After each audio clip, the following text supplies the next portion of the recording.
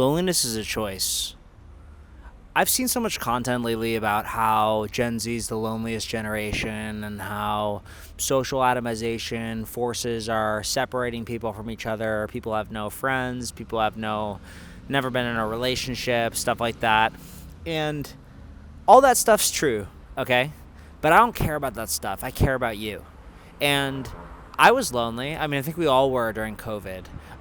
There was a point in which I felt like I really didn't have any friends. I was single. I didn't have a relationship. And I've changed that. Now my life is way more richer than that. I have multiple friend groups. I've dated multiple people since then. And I just think that, like, it was pretty it was a gradual process, but it was a pretty concrete process that I think anybody can do. And I'll just talk to you about, like, certain things that you're just going to need to be able to do if you want to make friends, or if you have no friends, or if you're lonely.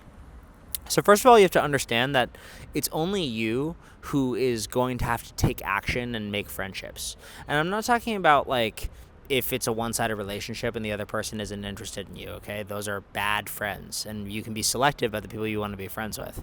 But what I mean is, like, nobody's going to go and make friends for you. I think that was a lesson that I struggled to learn. I think sometimes I thought that, like, because my roommate had friends, those were my friends. That's not true. You know, like, genuinely, you are the only one who gives a shit about you having a friend group. Like, not your parents, not your, best friend from back home, just you, okay?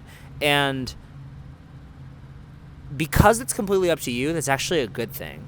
The reason why is because, like, you can make the decision to go from an introvert to an extrovert, okay? Like, if you consider yourself very introverted and you don't like to talk to people, whatever, you can just decide literally in this moment, like, oh, now I'm going to go and talk to people. I'm going to go out and do stuff. And that's another piece of advice where it's like, have a life. Like, even if you have no friends, have a life. Like, if you like a certain music artist, go to that concert by yourself. It's not weird. Like, if you like going to the store and reading manga, go by yourself. Like, it's not weird to go to things and enjoy.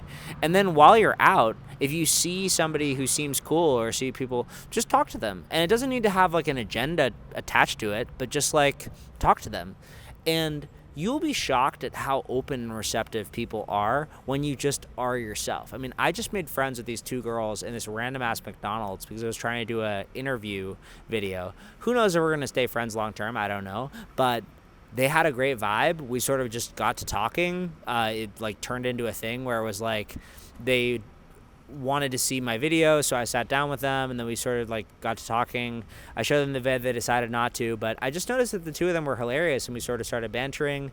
The conversation just flowed, and then we ended up, like, running around the city together for, like, an hour and a half, and I genuinely consider those two people, like, new friends. Like, maybe the next time they're in Madrid, they'll let me know. And, like, who knows if that turns into anything? I don't know if it will. But the point is, like, the only reason that relationship and that fun that I'm very grateful that happened was because I was open enough to just go and talk to somebody. And even if you want to be a YouTuber, like, it's totally cool to make friends with the people in your videos. In fact, that's really awesome if you're able to do that.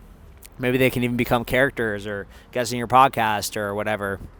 And beyond that, even if there's no, like, future life thing, I think, like, just being grateful for, like, not just the people you have. Like, high school relationships that were deep don't necessarily lead to adult relationships that are deep. And as an adult, like, it really is up to you to either maintain a friendship or to have a completely new one. And I think that, like, scheduling a weekly call or just, like, asking somebody to hang out isn't weird, and it's not weird to make the first initial thing. And I just think that, like, being honest enough with yourself to kind of admit, like, okay, like, earlier this year, or about a year ago, I really only had one person that I considered my close friend, which was actually my girlfriend. She and I would talk, we would hang out all the time, but I really didn't have that many friends of my own. And a lot of the friendships that I had, I neglected because of the relationship I was in. And that's another piece of advice where it's like, you want your relationship to be supportive of the life that you have, not, like, sucking you in completely. Like, a lot of it was my fault. It wasn't my ex-girlfriend's fault that I didn't have that many friends. It was my own.